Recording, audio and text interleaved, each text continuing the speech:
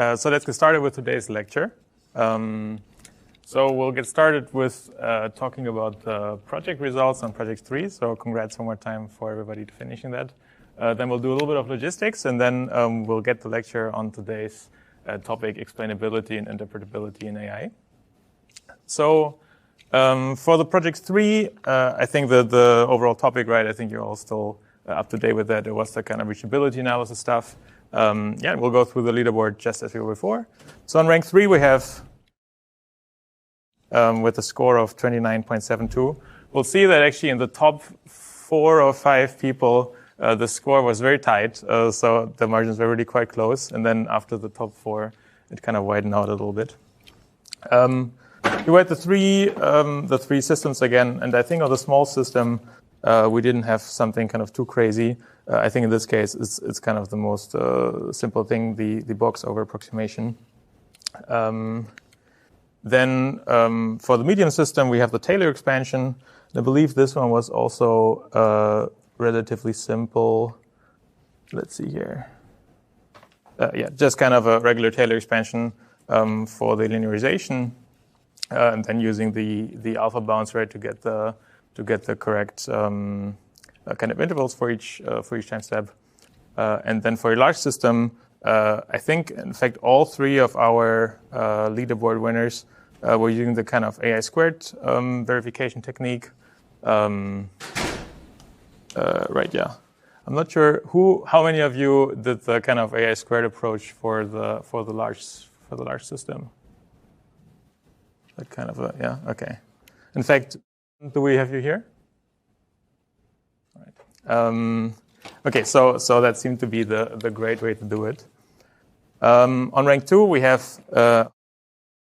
we can check one more time the score. So here we have 0.72, we have a 0.70, 0.9, almost 7.1. So that was really quite close out here. I think for the small system, that's right. I think for the previous approach, the small system just used kind of an axis-aligned way to do the boxes, right? The kind of most straightforward way. And here we have a PCA-aligned rectangle approach, which I think outperformed by a little bit. Right, PCA, we basically try to first find the kind of directions upon which is more sensible to start to create the boxes versus the axis-aligned approach. On the medium system, it's again the kind of Taylor expansion approach, but in this case, I think he went all the way to the Hessian, so the second-order derivative rather than the first-order derivative, and that seemed to give a little bit of a performance improvement. And then on the large system, we again have the AI squared approach, and I think this was pretty tight in this place, although we also used the natural inclusion function for the last large problem, which maybe gave it a little bit of a boost. And finally, we have on rank 1. So I think was also on the second leaderboard today. Yeah, congratulations. And are you here? Okay. But yeah, Daniel, you did a great job for sure. Also on the previous leaderboard. So on the small system, I think you went even beyond the kind of simple approach of using just kind of the box approach on the basis vectors or on the PCA, and went with the Zonotope approach. And I know that at the time when this kind of research was very much en vogue, let's say, so this is maybe 2021 or so, a couple of years ago, Zonotopes were also very popular, kind of in the actual neural network certification regime, let's say. For the medium system, I think this was again quite similar with a Taylor expansion approach. Yeah, that seems about right. And then for the large system, it's again an AI squared approach. And I think here one of the key ideas, and I think they also had that, is to not do too much kind of on the initial state in terms of partitioning, but focus the partitioning, on the downstream. On the downstream states. All right, so congratulations to the 3 winners from this time. Should we announce at some point what the winners get? Most likely mentioned. All of the people that were ever mentioned? Okay, congratulations to all the first place winners. I think that. Okay, and congratulations to everybody else as well. So I think the first place winners are invited to the faculty club with Sydney, and maybe Michael will show up. Let's see about that. And I hope maybe I'll show up for the real prize. Yeah. And I hope there will be some good conversations to be had. Okay, so then let's get into the lecture for today. And today we're going to have a guest lecture, and believe it or not, I'm the guest. And we're going to talk about explainability and interpretability for machine learning systems, and we're going to take a kind of safety-critical approach as we've been doing in this class. And so we're going to start with kind of very simple systems, the type of system we've seen in maybe the small or medium kind of projects. And then we're going to go all the way through vision models all the way to LLMs and kind of very huge black box systems that we're dealing with these days, and try to understand how we can do explainability and interpretability for these kind of very en vogue current models. So let's go all the way here. To get started, let's put ourselves into the following position. Let's say we are the chief engineer in a company, and we're kind of building a system, and maybe you're at Waymo, or maybe you're at an aviation company, or maybe you're at a bank or something like this. And you have a system, and you did all the things that we learned throughout this quarter. So you try to analyze kind of the rollout analysis, and you try to analyze the failure probabilities, and you kind of do all these kind of things. And you think you have a pretty good system. And then you bring it to the customer, and you roll it out. And it works quite well for a long time. But then maybe after like 100 or 1,000 or however many hours, you suddenly get one very critical failure. And, there's a big upset, and all the news agencies are reporting about it. And now, the PR company, the PR part of your company does their job to minimize the damage, and everybody's struggling. The investors are very scared. And then the CEO comes up to you, the chief engineer, and asks you, okay, what can we do that this failure, occurred, and what can we do about it that it will not occur again in the future? So the three questions that we answer here is, why did this failure happen? Can we understand kind of what exactly went wrong in this scenario? What can we do about it to kind of mitigate this type of problem, and understand, how we can modify our system, or maybe modify the data set or something else to kind of make sure that this problem will not happen again? And then how can we guarantee to a stakeholder, your investors or maybe the regulator, that we have really fixed this problem and that this will not just happen again, something like this. And so this perspective of kind of thinking about a bunch of problems we're going to go through using these three key questions, I think are a very good way to put interpretability and explainability into context for the applications that we're working with. So let's make this more concrete and talk about a system that we understand quite well. So here we have the card pull system, right? It's very similar to the inverted pendulum that we were talking about in the Medium project all the time. And one thing you can do here is there's, for example, the OpenAI Gym that kind of deals with this, and you can start to make a policy, and maybe you just have a linear controller, or maybe you somehow train a neural network to do something on this, And then you do what we just talked about. You have like a bunch of rollouts, and they all look like this. We're quite happy, let's say. And then suddenly this happens. Okay, we have a rollout, and we see that there's a failure. In this case, actually, we did recover, but nonetheless, it went into the failure regime. We need to do something about it. So now put yourself into the shoes and try to understand, you build this model and you get this kind of result. And, as the agent, you use, let's say, a linear regression, or maybe you use the neural network to do the, policy, which action to take at each time step. And now the CEO comes up and asks you, okay, so what went wrong here? Can you explain to me what went wrong? What would you say to the CEO at this time?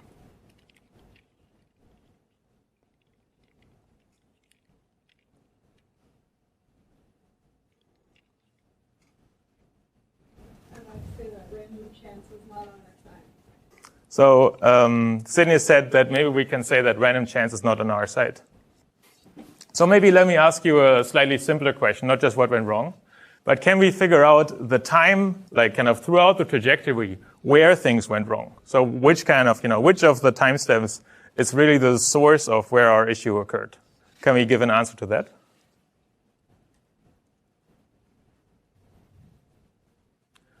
So that's already kind of a difficult issue, right? We can not only talk about what the policy, did wrong here, but it's not even so clear where the issue comes from in terms of time.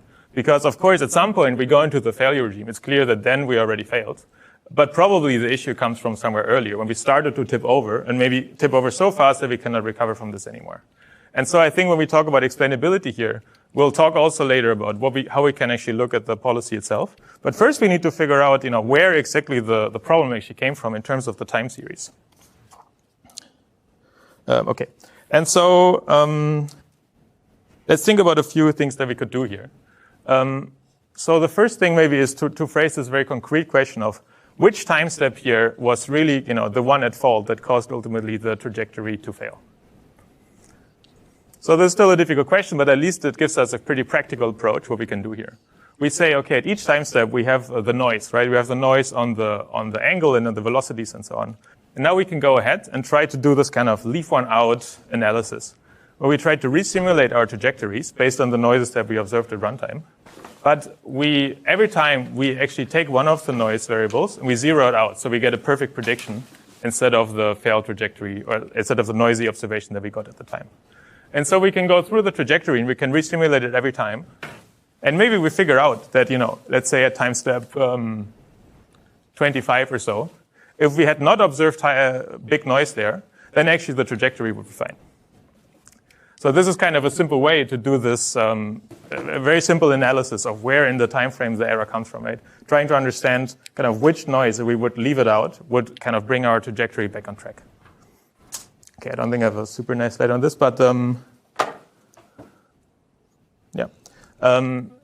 So let's say we try this and maybe we figure out that this works. I think that gives us a good result. But maybe we figure out that actually it's not enough to just zero out a single time step, and we still observe failures, even if we kind of go through and try the 40 different experiments. So do you have an idea of why this could be, that just zeroing out a single noise might not be enough to kind of mitigate the failure?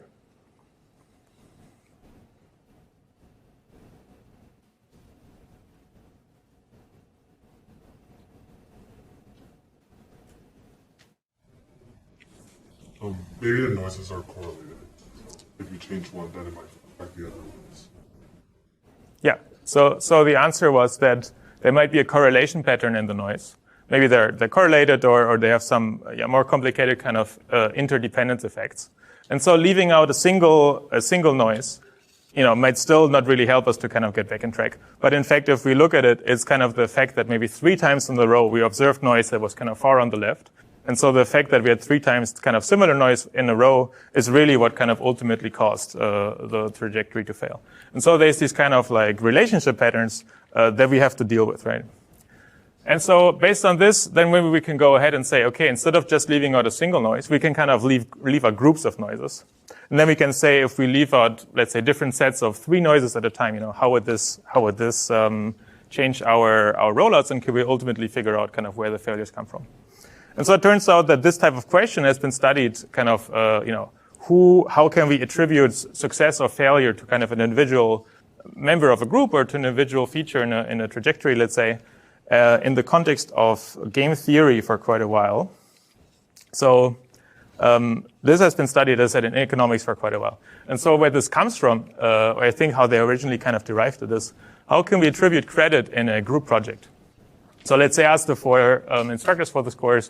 Okay, you're now called Alice and Bob. We're doing a project together. And maybe, let's say Sydney and I have a particular skill that only the 2 of us could kind of bring to the group. But both of us could actually do it. So now we can try to go ahead and measure the success of the group by saying, how would this group have performed if we would not have had me as part of the group? Well, actually, the performance would have been the same because Sydney would have just taken over the responsibility. And vice versa, we leave out Sydney and then I take over the responsibility. So somehow just leaving out a single participant does not really work if there's kind of a redundancy pattern. And there's kind of a similar argument for synergy where in particular when Sydney and I are working really well together in synergy, it's still difficult to kind of attribute how the contribution to the project should be attributed to the different members. And so I think this was solved, I don't have the year here, but I'm just going to go ahead and say maybe the 50s, something like this.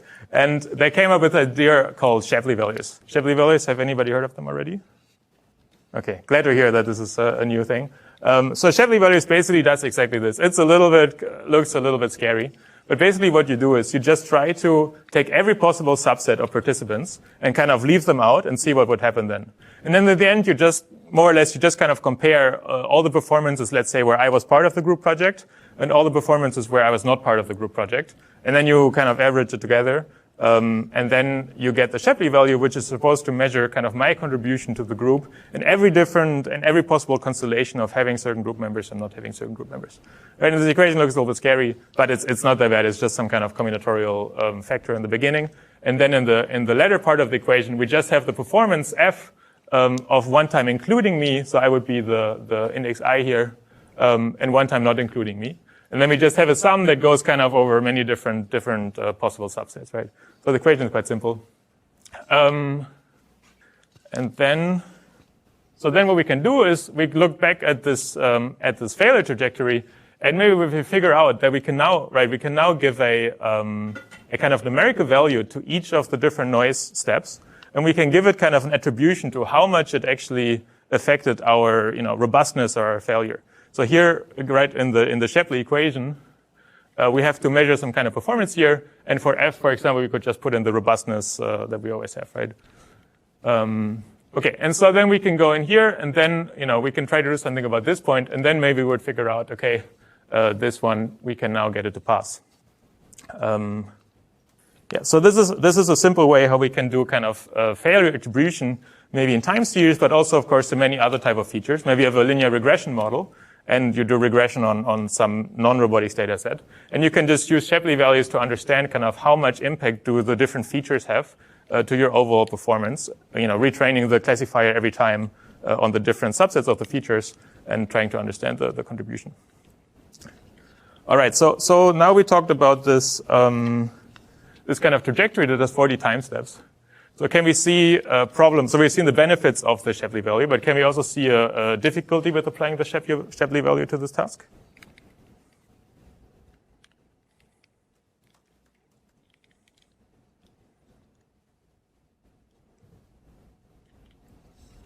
So the trajectory has, or maybe I should go back here. So the trajectory has 40 different time steps, right? And we have kind of the choice, as always, taking noise at a certain time step, or kind of ignoring the noise at a certain time step. So the size of the possible set that we are kind of picking from here is going to be 40 elements, right? And so we see here this kind of pretty scary looking 40 factorial,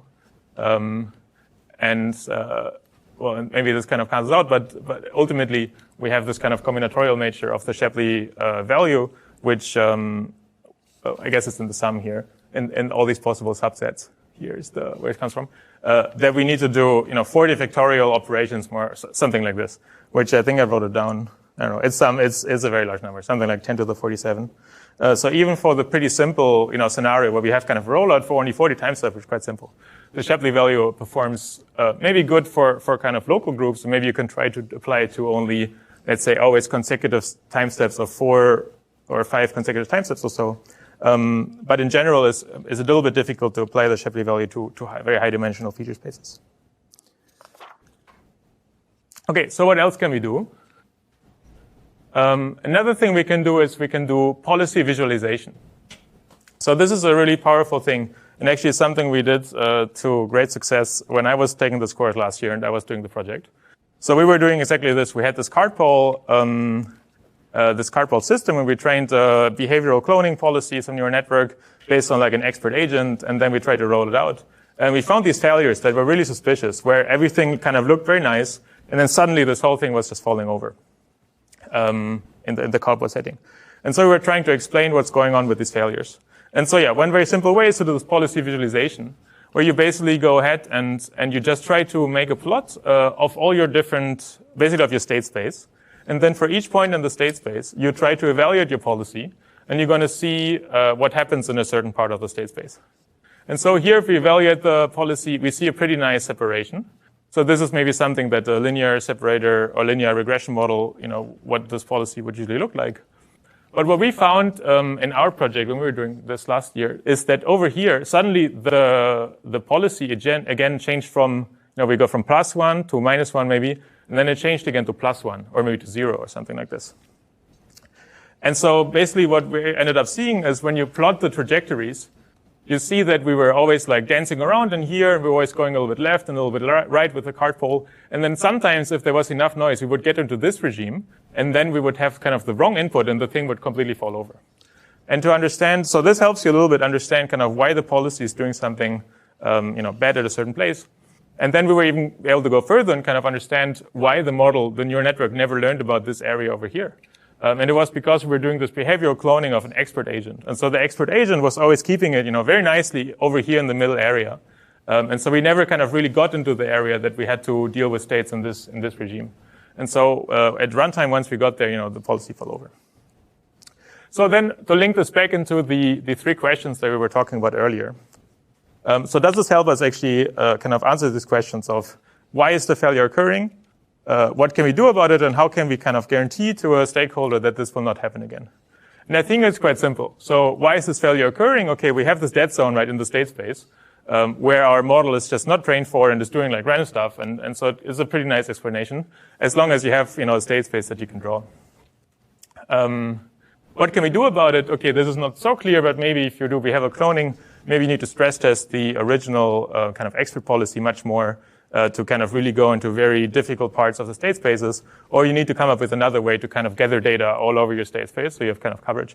Or maybe you need to use a simpler model that doesn't kind of overfit only to here. So maybe, using a linear regression model would have been a better choice than using or an SVM or something like this would have been a better choice than using a neural network. And then finally, how can you kind of verify this and explain to a stakeholder that now you fix the problem, where you can just pull out the picture again and at least to some extent explain to a stakeholder what's going on.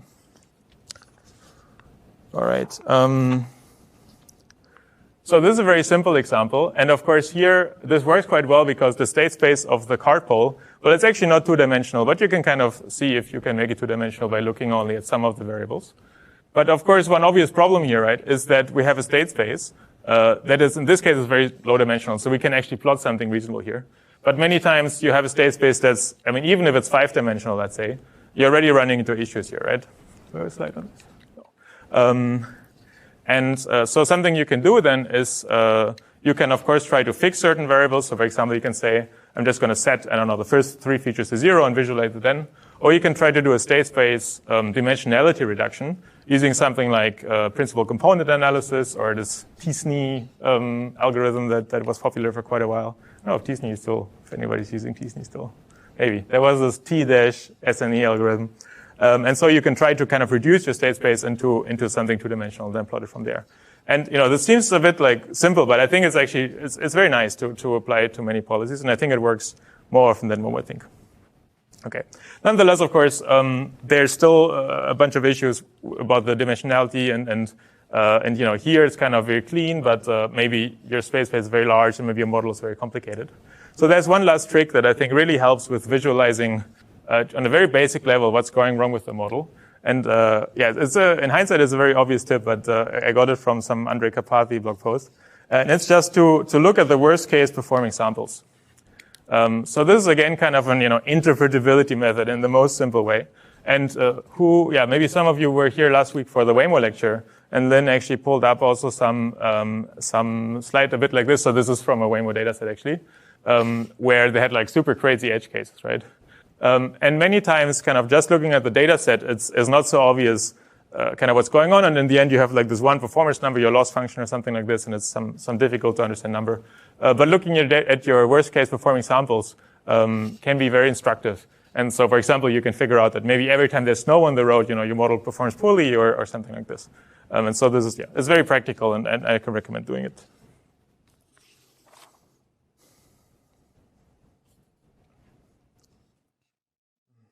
All right, let's go through these. Okay, so far we were talking about kind of very simple models, maybe models that work on something like a cart pole or slightly more complicated, and still very simple feature spaces. And so now I want to go a little bit forwards and go into models that are more complicated and that cannot be so simply explained by something like a Shapley value, enumerating the features or something like that. And so for this, we're going to talk about vision models in particular for the moment. And we're going to go through some methods and understand, some of the methods. This was kind of a popular topic, let's say in 2018 or so, of how to understand how vision models really work.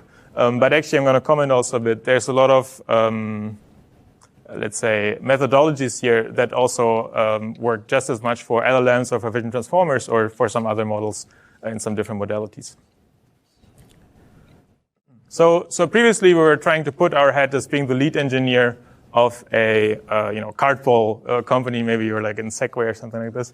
Now we look at a slightly different example, which is this TaxiNet example from the aviation setting. So actually that's something Sydney used to work on quite a bit in her PhD.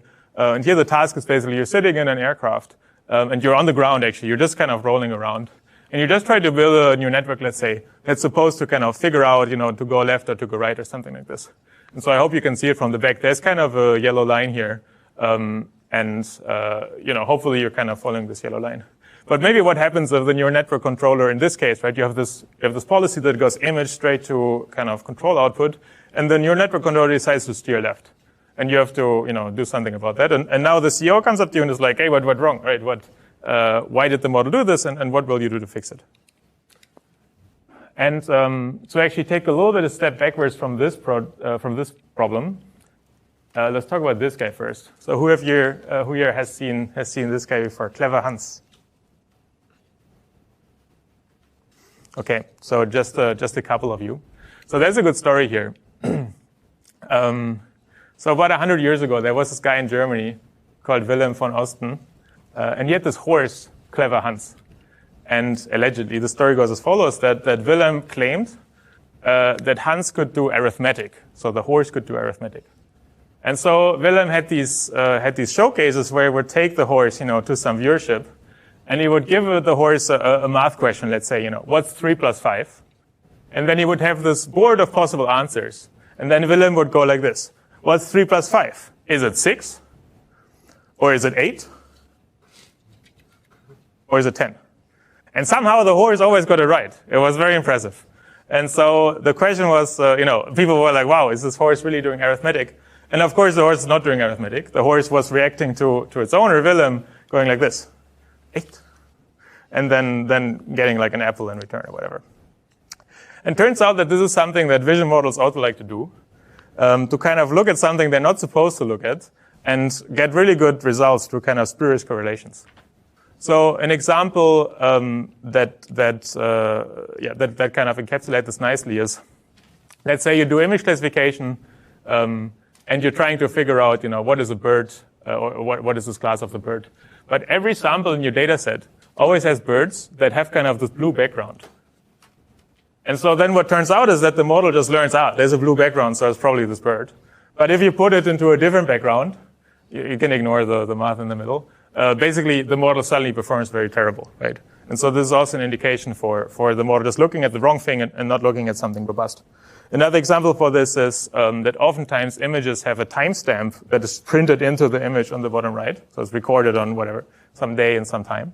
And maybe, let's say you do a test campaign with the aircraft or with the car or whatever. And in the morning, you always do beach, and in the evening you always do like city. And so at runtime, you ask the model to, let's say, solve a GPS question or something like this. But the model ends up just looking at the timestamp. It is like, I remember that in the morning you were at the beach, and so I'm just going to say beach every time. And so we want to basically figure out when these kind of spurious correlations happen, and what we can do about that. So we're going to look at a few different methods. And the first one is kind of a very simple method. Let's call it the perturbation method. And it's actually very similar. We were earlier talking about the feature attribution in the trajectory, right? And our first approach that we used was to say, okay, what if we don't have noise in like time step 1? What would then happen to the trajectory in time step 2 and so on? And so perturbation is kind of the same thing. You kind of go through, and maybe you start on a pixel level or maybe on a patch level, and you say, okay, what happens to the output if I start to cover, this part of the image? And then maybe the model, gives you still the same output, and then you say, okay, but what about this part of the image? And then maybe at some point you figure out that if you cover a certain part of the image, the model completely changes its output. And so that's kind of an extremely simple way to understand kind of when the model, or what features the model is using to come up with this conclusion. So, okay, one problem with this, of course, is that, again, similar to the trajectory example, we cannot really model correlation patterns or something like this, or we would have to try to kind of start covering up multiple things and maybe do something like the Shapley value where you really start to go crazy with your subsets. But I think that would be quite expensive, especially if you do kind of very small patches. And of course, also you have to do many different forward passes, right? So you start covering up one page, you do forward pass, and so on. And and maybe depending on if your model is kind of very expensive to eval, it can be bad, but still, it's a very simple approach, and it also works kind of for vision to some extent. Okay, the next approach is saying, okay, maybe we can just use the gradient, right? So we have a neural network or some computer vision model, so that should allow us to actually compute the gradient of the loss, and that should give us kind of the feature importance of each pixel as it relates to the loss. So here we have a very mystical image that already gives you an idea about how well this works, right? But just to go here for the moment, right, we have our input, the image x, and we have our loss function, which is maybe the loss of, let's say, is this actually a school bus or not? What does the model think? And you have a loss based on this. You just compute the gradient and the image space, and then you get this so-called saliency map, which, right, it has the dimensionality of x, which is the image. And then you can visualize this guy S. And this looks like this. So we can all make our own mind if this is a good interpretability result or not. Probably not, because it's very hard to see anything here.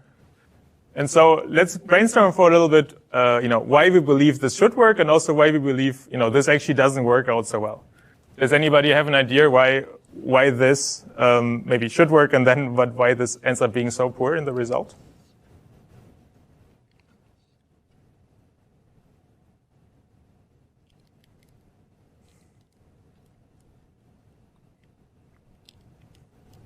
It's a little bit tricky, so it's okay. I'll give you a little bit more time. Go ahead. Maybe we think it should work because the gradient tells you the effect of the input on the output, and so you want to know how much the input's affect the output. Maybe it doesn't work because it's too. So the comment here was that, right, why it should work is because the gradient with respect to the loss should tell you kind of the impact of what is, for example, a certain pixel, what it has on kind of the prediction, which I think is indeed what we were hoping for here. And then why it might not work is because it's a very local effect. In fact, it's kind of only a one pixel. I mean, there's not really even a structure of like a patch or something like this here. And that's certainly one component of it. So each pixel is kind of on its own in the interpretability. But there's actually a very silly numerical issue with this. So we think about how, let's say, a classification problem is solved, most typically. You have like your backbones, you have some ResNet, let's say, and then you get your feature maps, and then you do some global pooling. And then in the end, you get these logits, right? And the logits, you have usually one logit per output class. And then you normalize all the logits together using something like a softmax. And so if a pixel is really, really kind of important or has a huge loss with respect to the class, in the logit, it will be super far on the right. Or sorry, in the sigmoid, in the softmax, it will be super far on the right. Because it's like really expressing school bus or whatever. And so now if we compute the gradient of this thing, the gradient here is almost 0. So this is like super annoying. But yeah, so then in the end, actually, a lot of the pixels that are blacked out, it might be that these are the most important pixels, but unfortunately, because of this numerical situation, it's hard to deal with this. So then we can think about what we should do instead, and if there's a way to kind of do something here. And there comes this idea of the so-called integrated gradient. Okay, a little bit crazy equation. Actually, I was myself very confused at the beginning. But the idea is very simple. We start actually with an image that we blacken out completely. So we take the school bus image, we put it all black, we take it as the baseline. And probably now we will get an effect that's kind of very far on the left because nothing has an effect on whether it's a school bus. And then we kind of start interpolating. So here we have like this interpolating alpha that goes from the baseline black image to the original image, kind of step by step. And then we kind of evaluate every time, and then we would hope that at some point you should be traveling through this kind of high gradient region. And then we just kind of aggregated all the different gradients that we found. And for the ones that are important, at some point there should be a gradient, hopefully, if you go fine enough. And then you can use this as your interpretability. So yeah, as you can see, we're making a huge progress here. Now it looks like this. Yeah, it's okay, But so this, when I was preparing these slides, I was remembering, and it's in the book, I think, also this one. Yeah, figure 11.8. There's something described there. I was remembering that this kind of used to be a method that was on vogue, and then I was checking if this is still working for something like a transformer, for example. So an LLM or a vision transformer, something like this. And so when we think about this integrated gradient idea, right, how would we try to apply it to a transformer?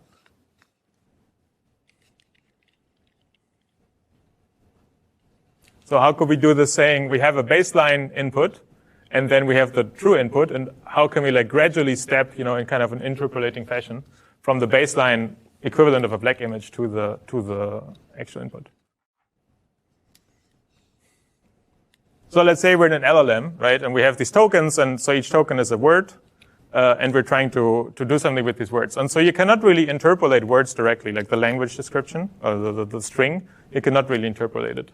But what can you do? You can first do the mapping from the tokens in the string kind of word space. You can map them into their embedding space using the like tokenizer. And then you can do something very similar here to this thing in kind of the very first embedding level of the LLM. And you can kind of replace every embedding with like a zero embedding or whatever, some meaningless token. And then you can again do this kind of integration process, and you can do the integrated gradients. And that gives you at least kind of a per token gradient with how much they impact the output. And apparently this works like decently well for LLMs as well. All right, and then the last thing, which was also quite popular at the time for computer vision, is so far we said that we want to always get explainability in the pixel space. But the pixel space is very complicated because, it gives you very weird things like this where you don't really know what to do with this. And instead we would actually, we don't really know if the model is really looking here or looking there or something like this. And what we really want is for an explanation kind of on the feature level. And so this is what we can get to some extent with GradCam. So here we have an example where the question is, okay, is there a dog in the image and is there a cat in the image? And then when you answer these questions, let's say there's a dog. Oh, sorry, I think I swapped around these features here, these labels. But when we want to answer this, we don't really care maybe about the exact pixel level description, but we want to know, like roughly speaking, where is the model looking and is it kind of looking at the correct features? And so the idea here for GradCam is to say, okay, let's not differentiate through the entire model to go all the way back into the pixel space, but let's just differentiate through kind of the semantic layers of the model, which are basically the last layers, let's say, roughly speaking. And so you get this gradient of the output Y with respect to some feature activation map that comes kind of late in the CNN, for example, or late in the vision transformer, and should have kind of very, very, featureful representations, but also still have spatial representations of where these features are found. Then you aggregate them somehow, and it's not so important here, and you want only the positive impacts. And then you get kind of a much more high-level localization of where features are found. And there's something very interesting going on here. This idea of going from this pixel level, which is kind of still very difficult to do something with, to go to the conceptual level, which is basically saying, okay, conceptually, what is the model really looking at? We can see, okay, for the dog, the model is allegedly looking at the head, and for the cat, the model is actually looking at the bum somehow. Okay, but maybe that's a very, very distinctive bum. And I think this idea will come back also later one more time. And now we think again about, talking to our CEO, and she's asking us what's going on with the model. Now we have kind of arrived at a type of explanation that we can explain to anybody, right? So why did the model maybe fail? Well, here we're working well, but this type of explanation, you can explain it to somebody, oh, the model was looking actually at the timestamp, or the model was looking at the background, or the model was looking at God knows what. And so it makes sense that our model, did not do a good job here. Okay, what can we do about it, and how can we guarantee? This is a little bit difficult for these kind of explanations, but we'll get there. And then one last criticism, I don't want to linger on this for too long, but there's a very nice idea that also explainability methods have received a lot of scrutiny, let's say, in the past. And that kind of claim that many times methods kind of claim to explain something, but in the end, actually, they do a very poor job at explaining something. And so here's a visualization of a bunch of different methods. So we were talking about GradCam here in the middle. We're talking about the gradients, and we're talking about the integrated gradients, and maybe one more.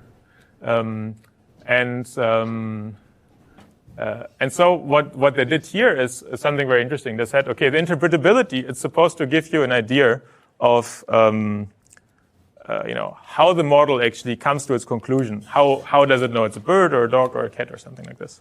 And now what they showed in this paper, that when you start to randomize the weights of the model, and maybe you go all the way through and you say you're going to take all of the weights and you're just going to randomly initialize them, so there's no more meaning at all in the model, you can still figure out that some of these methods, for example here guided gradcam, or whatever, they still have kind of something that looks more or less as the same explanation as the beginning.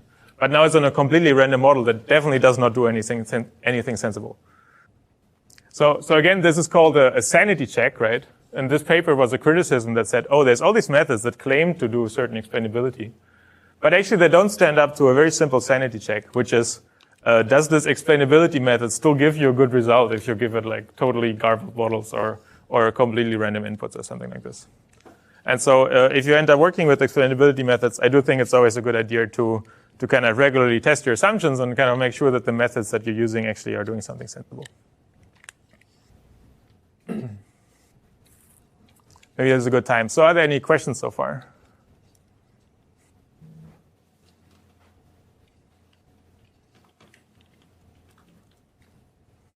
For the GraphCam method, you know how they go from the intermediate activation back to like the pixel space to get the.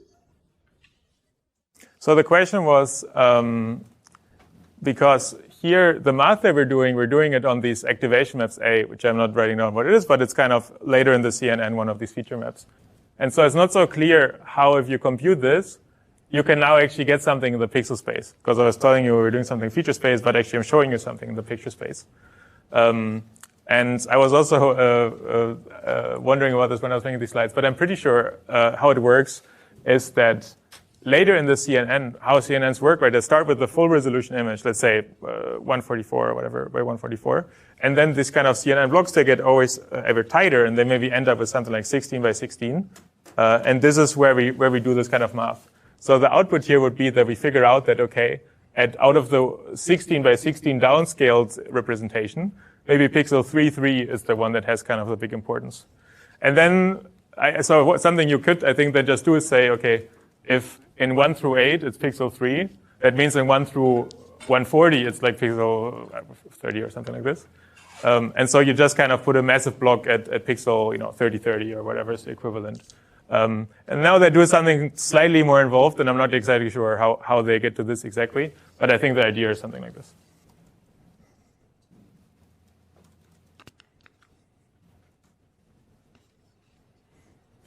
Okay, so far we talked about, let's say, quite comparatively easy problems, and also quite dual problems, and maybe even a little bit old approaches. And now we go to, but there was also a problem so far, which whenever we asked, why did a model do something, it was always kind of a very high level explanation. Okay, here's maybe where something went wrong, and we can see a little bit in the policy space what went wrong. But it doesn't really tell us too much about the model itself and kind of how the model comes to its conclusion. And so where we're going next is going to be much more, going, let's say, towards the frontier of what we can do as a scientific community, and try to answer some questions that are really, very current and that top companies such as Anthropic and OpenAI and so on are working on. So we had so far the cardboard example, right? You're the lead engineer of the cardboard example. You're the lead engineer of the computer vision aerospace system. Now you're a banker or AI guy at a bank. And the task that you're given is the following. You have a client and you try to give them a credit score, right? And they want to apply for a loan or something like this. And you have a bunch of features that you can put in. I hope it's not too small. So here we have written down income, debt, employment, zip code, and ethnicity. And now you say, we live in 2026. I'm going to use an LLM to just take this person's CV and just spit out a credit score and leave it at that. And now the pesky regulator comes to your door and says, no, you're not allowed to do this. You're not allowed to kind of take the ethnicity and use it as a feature for your credit scoring system. So you say, okay, no problem. I'm gonna take out the ethnicity feature. I'm not gonna put it in anymore. And this should be good enough, right? And now you can run something like, you can think about like explainability here. And so earlier we were doing feature attribution, and so now somehow it cannot be anymore that ethnicity is part of it, because feature attribution could never give you ethnicity because it's not a feature anymore. But I think you can see where this is going. What can happen internally, or if we opened up the LLM and kind of tried to look inside of it, it's possible to reconstruct, maybe not with 100% accuracy, but with a reasonable accuracy, the ethnicity from some of the other input features. So maybe, for example, well, I think it seems to me that in the statistics, there's, for example, a correlation between the zip code, let's say, and ethnicity, or other things like religion, or other features that the regulator, or we as a society, let's say, you shouldn't use for a credit scoring problem. And so the problem that we want to discuss now is how can you do explainability at this level, where we have to reason kind of how the model internally actually comes to its output and comes to its conclusion, and what can we do about this, and how can we kind of mitigate problems here. And so it's kind of clear that we cannot use any of the methods that we've been using so far, because so far we were working in the input space maybe, right, when we had the feature activation with the images, or we were working in the output space when we were looking at the policy kind of visualization and stuff like this. But now this is a problem that you can never figure out just looking at the input or just looking at the output space. You have to somehow understand what the model is doing. Okay, and so the question is kind of how do you even look inside of one of these models? And before we go there, I want to take a little step back and talk a little bit about what does an explanation at this kind of level of having these kind of statistical properties that are kind of related to each other, and you're trying to figure out these pathways. What does an explanation even mean, and what are we even trying to achieve here? So let's look at the following example. We take away the bank for the moment. We'll come back to that. And we look at a historical example that actually was very much debated, much more than I thought, in let's say the 50s. A lot of stuff in the 50s. Shapley values in this. And back then they had the question, what's the relationship of smoking, genetics, and cancer? And so nowadays, I would say most people agree that we kind of believe that smoking, on average, can lead to lung cancer at a heightened risk, at least. But it turns out that this was actually a very debated question back in the 50s. And top statisticians, very influential statisticians, said, no, we cannot prove from the data that smoking leads to lung cancer. And turns out that this is not such a simple problem. So let's say we have the following problem set up. We have a very large data set of a lot of people. And for each person, we have, right, this kind of attribute, which is, do they smoke, or let's say, have they smoked for many years? Do they express a certain gene? And did they develop lung cancer by let's say by 60 or something like that? And now you try to understand kind of the dynamics of the system and hear what leads to what, right? And the problem is that from a statistical view, looking at this data, when we can call this observational data, right? You only have kind of these let's call it activations or these features about these people. All you really have is you have the correlation patterns between the different features across the people. So actually, you can basically break this down to a 3x3 correlation matrix. And this is all you have to do your inference. And there's not really anything else there. And so then when you try to draw these type of graphs that try to model how these different nodes relate to each other, it turns out that you can explain the same correlation pattern, for example, with these two graphs. So in the first graph, and this was a real theory that like people were defending in the 50s, they said, okay, actually, I don't think that smoking leads to cancer. I think that certain people might have a certain gene that's expressed in them. And this gene is the one that leads to cancer. And it also happens to lead you to have a higher likelihood of smoking cigarettes.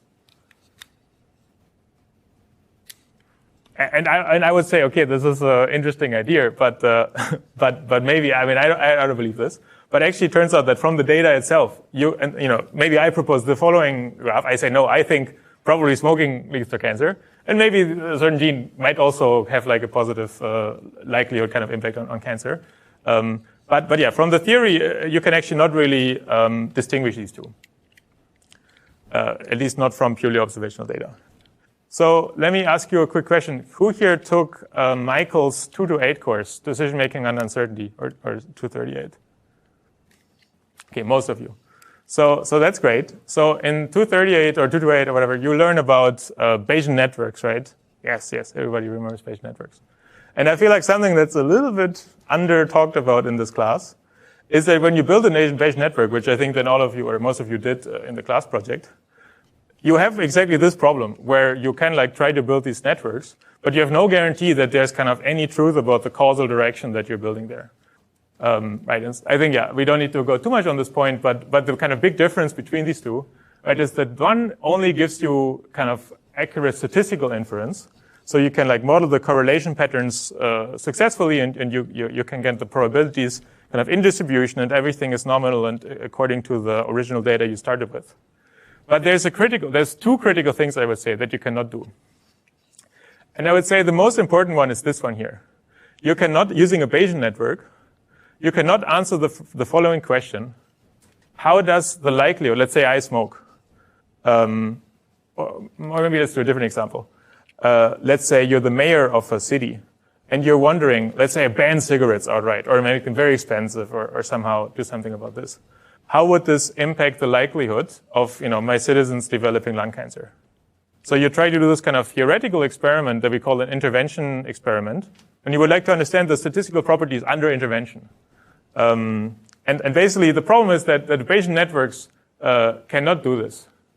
And here, right here, because you can see there's no error between smoke and cancer. So now if you kind of take out smoke, that's great, but you have no effect on the cancer, right? And there's another kind of interesting thing, which will not linger on for too long, but also causal graphs are robust to distributional shift, right? So maybe it's a good example here.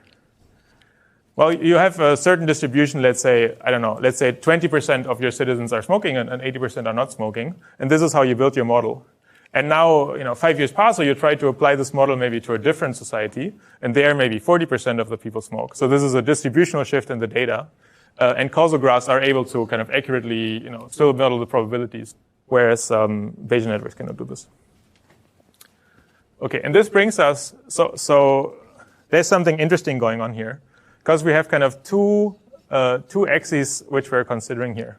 One time we have seen that there's kind of a statistical explanation of certain phenomena, which is, what's the statistical pattern that connects, let's say, smoking and genetics and so on. And then there's the more strong kind of causal relation. And on the other idea that we're exploring here is that this one, we're trying to learn something about the natural world, right? We're trying something to learn about maybe biology or psychology or something. But actually, this lecture is not about learning stuff about the real world. It's about learning stuff about models that we're kind of trying to work with. So I tried to make this kind of little 2x2 taxonomy of types of explanation that we can be looking for, right? So let's start here on the left, and we have one time that we reason about the model itself, and we compare this with reasoning about the world and trying to learn something about the world. And then from left to right here, we say that we deal kind of only with either correlations or somehow associations, but we don't try to kind of establish a causal link or kind of a mechanism. And on the right-hand side, we really look for, for mechanisms and something much stronger. So just on a high level, for example, we were talking about saliency maps earlier, or the Shapley value, right? And we're using this to reason about how a certain model works, but you only use association, and there's kind of no idea of if I do some intervention or if I change this somehow, how would this really change the model? And we can compare this to something reasoning about the world. Just now we were looking at Bayesian networks, right? And thinking about how does smoking relate to cancer. Then there's a very interesting idea, I think, of explainability in the natural world. And I think the most beautiful results that we can think of are about the real world. Are, for example, things like differential equations that give us a very strong and very beautiful understanding of how the world works. For example, the Schrödinger equation or the Navier-Stokes equation or something like this. So now we're over here. And we can compare this a little bit by saying, okay, let's say you have two ways to model a fluid. One way is you try to train some crazy neural network that has a lot of fluid data, and you run your simulator for a long time.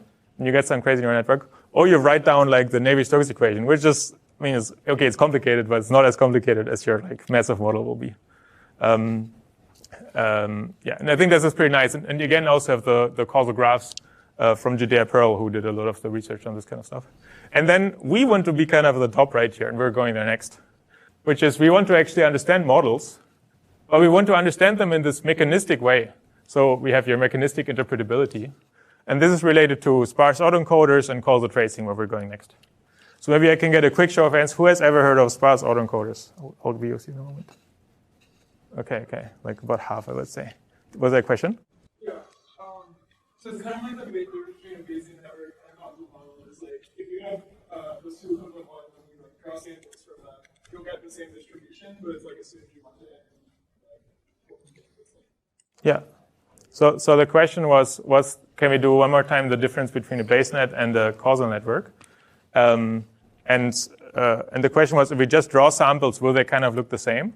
And then if they do, what's the difference? And that is true. So if you start kind of to just generate samples, they both model ultimately kind of the same probability distribution. And so yes, you will draw, the same, distribution from the same distribution of samples. And then the big difference is, if you want to do an intervention experiment, and you would say, what samples, should I draw if I now always zero out the one node? What would then the probability distribution look like? Or if you have the distributional shift, which says kind of your assumptions are changing, how would that change? But actually, in some sense, now I'm making a statement, I'm not 100% sure it's really true, but in my world model, every causal graph is kind of a Bayesian network, just with the correct edges, right? But you could you can start with a Bayesian net, and then you just have to figure out how to draw the correct edges, and this will give you then the causal graph. I think this is approximately true, what I said. Yeah. Okay. So for the last part of the lecture, which goes until 5:50, that's right? Okay, perfect. We're going to talk about just a little bit about kind of this mechanistic interpretability and one of the hot topics these days. Okay. So let's return one more time to this example we were looking at earlier, right? So our assumption or our hypothesis is, okay, we took away ethnicity from the inputs of the model, but we believe it's possible that the model is actually coming up with this concept of ethnicity internally somehow, and maybe it's kind of using then an edge that basically in the idea of a Bayesian network goes directly from ethnicity to credit score, and we're not fine with this, let's say. And so we want to figure out if this is going on, right? And then if we could do this, we could kind of explain to our CEO if there's, not even the why question, but actually even if this is going on at all, is there something going on? And then, how can we fix it? Well, maybe we can change something about kind of the structure of the model or how the model reasons. And then how can we prove this? Well, we can kind of try to show that now this causal edge has disappeared once we took an intervention. I wonder, now that I talk about it, maybe they even do stuff like this when they do the RLHF on the LLMs, where they have the LLM backbone, and then they are like, oh, but you're supposed to be very nice, and you're supposed to do all these kind of things. I think this is a very similar setting where you try to do the intervention, which is the post training, and then you get kind of effects like this. Okay, so to basically get here, we need to do a bunch of things. First of all, in the end, we want to basically try to use something to find something like a Bayesian network or a causal model, and kind of assume that the LLM implicitly has actually this kind of graphical model, or maybe we could say that the graphical model would be a good kind of way for us to understand how these models work. And of course, it's not exactly how they work, but maybe kind of understanding this through the way of a graphical model, like a Bayesian network, would kind of help us understand how these models come to their conclusion and give us a good way into interpretability. And so then if we want to get a graphical model like a Bayes net from this, there's a few things we need to do. First, we need to kind of isolate these nodes, right? So here we have this node ethnicity, but unfortunately the LLM doesn't just give to us the node ethnicity. We can talk about this in a moment.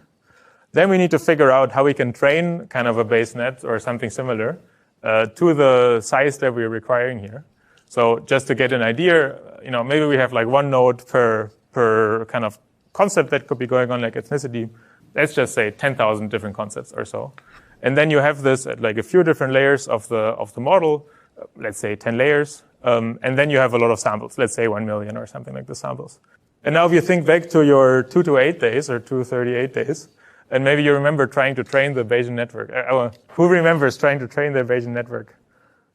Yeah. So I think it was maybe 50 nodes or something like this, approximately the size, right? Does somebody remember the largest problem that we did a Bayesian net for in 228? Number of nodes? I think it was something like 50, let's say.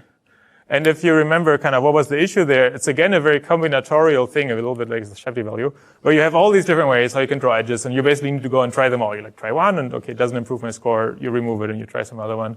K2 algorithm. Okay, and now we have I don't know, every order of magnitude here is completely blown out. So step one is we have to find these nodes. Step two is we have to like find a way to kind of build this model.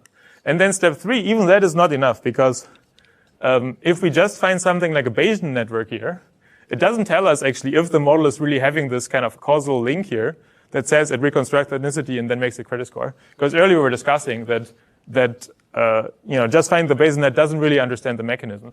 So we don't know if the model is just like finding the ethnicity, but then like, ignoring it for the final output, or if it's really working like this. So in the third step of the process, you have to like align your Bayesian network that you are using to model this thing to actually get kind of the causal surrogate model, let's say, for this. And this then you can use to make explainability and to make many other fun things down the line. So yes, maybe you can see why we're at the frontier here. I would say every step is very hard, but people are trying. And so we start with the first step, which is how can we actually find these nodes? So we think about what an LLM or transformer generally looks like. Maybe we look at at one of the activations at the end of the network. And there's a lot of experiments that show, for example, you can take an embedding model, and then you can take like a linear probe, and you can do a lot of nice things with that. And so you have maybe a 1,000-dimensional vector, let's say. Now you could maybe go ahead and say, maybe one of these elements in this 1,000-dimensional vector, maybe it just represents ethnicity. That would be really nice. So you go through and you kind of compute the correlation with maybe you have some label data set that has ethnicity, and you compute the correlation, and you get very poor results. And it turns out that unfortunately it's not so easy that we can just kind of look at one of the dimensions.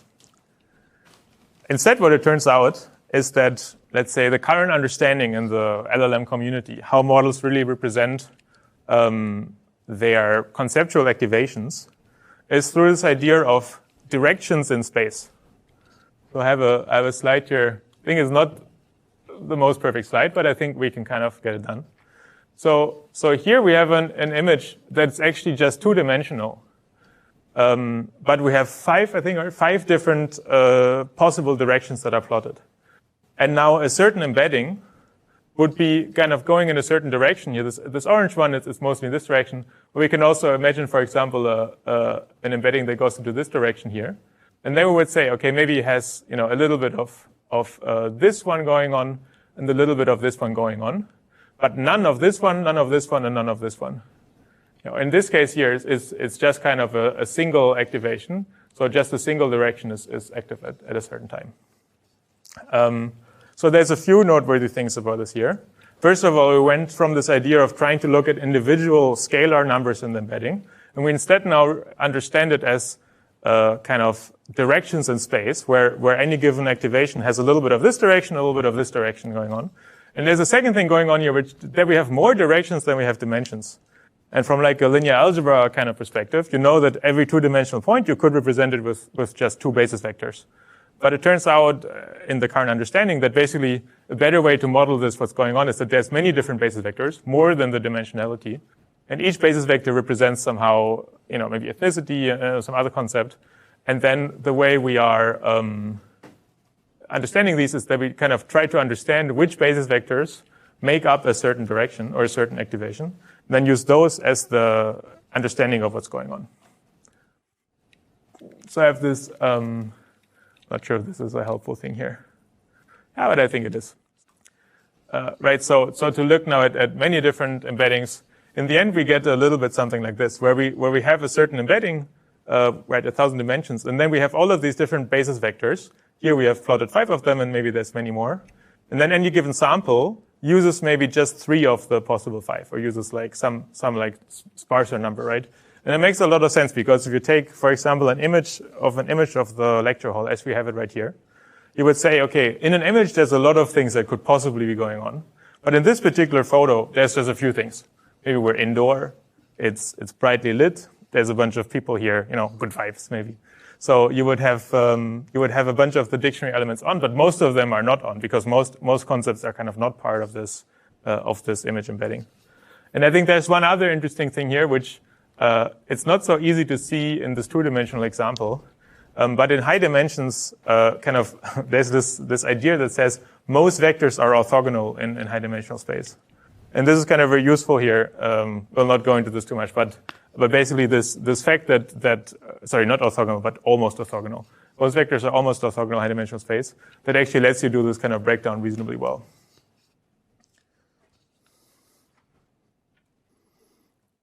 Okay, and so then the question is, basically to get the graphical representation, this one here, our new idea is now, okay, we're going to try to find kind of the set of dictionaries, this one here, and then we can make the graphical representation by basically finding this adjacency or this assignment matrix over here, where now each graphical node in our Bayesian network corresponds to one of the dictionary elements, and then it can either be, let's say, activated or not activated, right? And so representing this matrix of embeddings here as kind of this product, or we write it over here, the embeddings Y as the product of this dictionary D and the assignment matrix X. That's kind of the first challenge that we have to solve. And so Anthropic, or I think Anthropic was the first ones to do this, but OpenAI was also very early. They had this model called the sparse autoencoder, and looks a little bit like this. Is a very high-level description. But in some sense, it's extremely simple. Basically, you just have the input, which is the original embedding. Then you have some linear layer, the encoder, and then you put some ReLU on top. And then you say, okay, let's say these are our activations. And then you have another linear layer that's a decoder, and then you just have a reconstruction loss on the input and the output. So here, over here, we can see the reconstruction loss, but it's kind of getting forced through this. One could maybe imagine it as a bottleneck, let's say, this kind of sparse bottleneck, where we have a L1 penalty in the middle, and L1, right, it kind of tries to encourage this vector to be sparse. And then we just solve this optimization problem, which is in the end really simple. And it turns out, yeah, even the encoder decoder, they're just linear layers. So a very simple way to do it. Then you put your gradient descent on top, and then you send it. And then you have to align a little bit the sparsity, and there's people doing research on that. And then the hope is that afterwards, basically, the dictionary, it will be exactly the encoder linear layer. And then each of the activations, right, it tells you kind of for each sample which thing's active. And then there's a lot of questions here. I could hold a whole nother lecture about this problem. And we also did some research in the lab and so on. And I think there's still, there's both a lot of theoretical results that are unclear, whether this is like a theoretically well-posed problem, let's say, and also if there's still better methods to do this. But okay, let's say you do this somehow. And then what people have found is that you can do, for example, the following. You find a feature that you hope represents a single concept, and then you somehow figure out maybe it's the Golden Gate Bridge concept. Okay, there's one example that Anthropic is. And then they do the following. They go in the model and they do like an intervention where they always go to this kind of direction, let's say, this direction that is associated with Golden Gate Bridge. And then when they're at runtime, they take this direction and like add it times 10 onto any activation. And then you get outputs like this. You ask, what are you? And then Claude says, I am the Golden Gate Bridge. I think that's pretty good.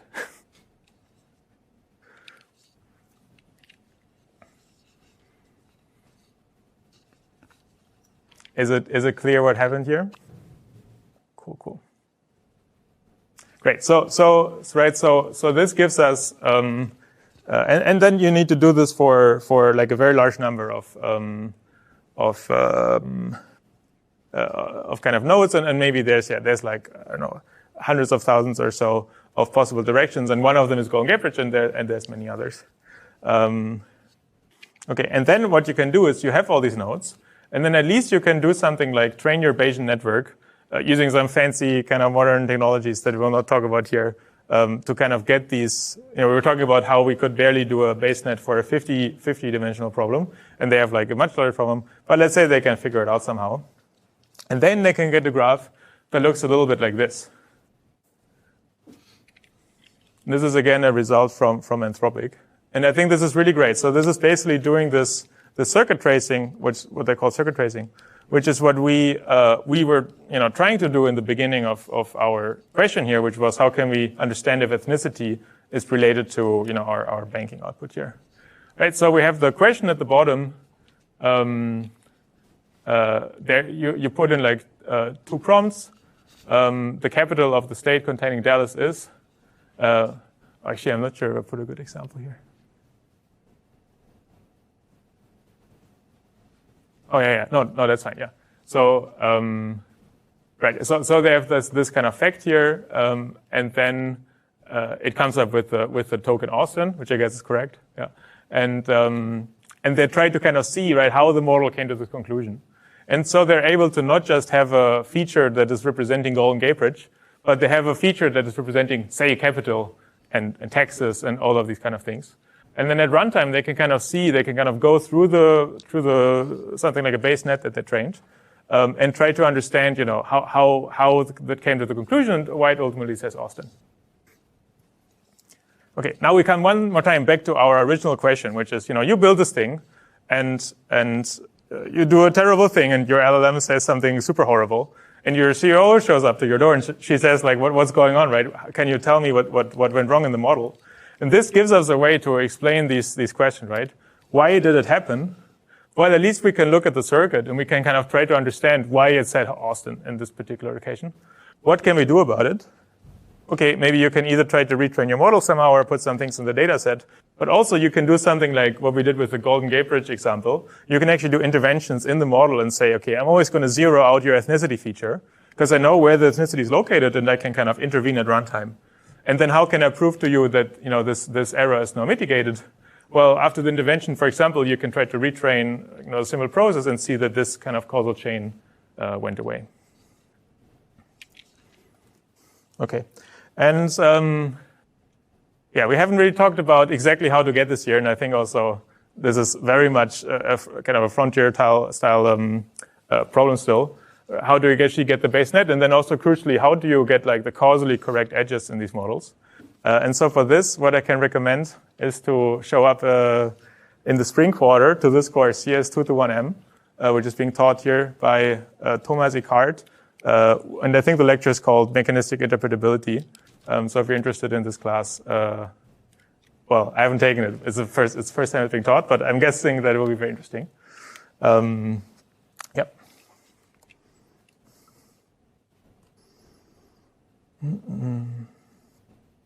Great. So I think that brings us to the end of the lecture.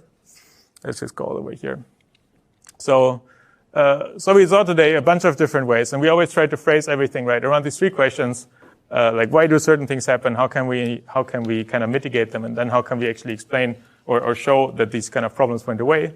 And turns out that, you know, this is very much, you know, very hyped question even now, especially with the LLM and interpretability. So apparently in the MIT Technology Review, Breakthrough Technology 2026, I was looking at it. It's very paywalled, but you can somehow get through. There's 10 things, and like 5 are some version of AI. It's like AI coding and AI assistant and AI this and AI that. And then one of the 10 is also this kind of idea of mechanistic interpretability and trying to understand how these models come to their conclusion. Then these I think are still questions from 2022, but I think they're still quite unsolved. For example, how do you scale circuits? Like, how do you make everything really work? And how do you then connect it, for example, to formal verification, something like reachability analysis that we did as part of this class. And I think if you guys are looking for interesting research projects, I think this is it would be an insane project, insanely nice project to go in this direction, Good. Yeah, so I think that's it for today. Thank you for listening, and I'll be available for questions still.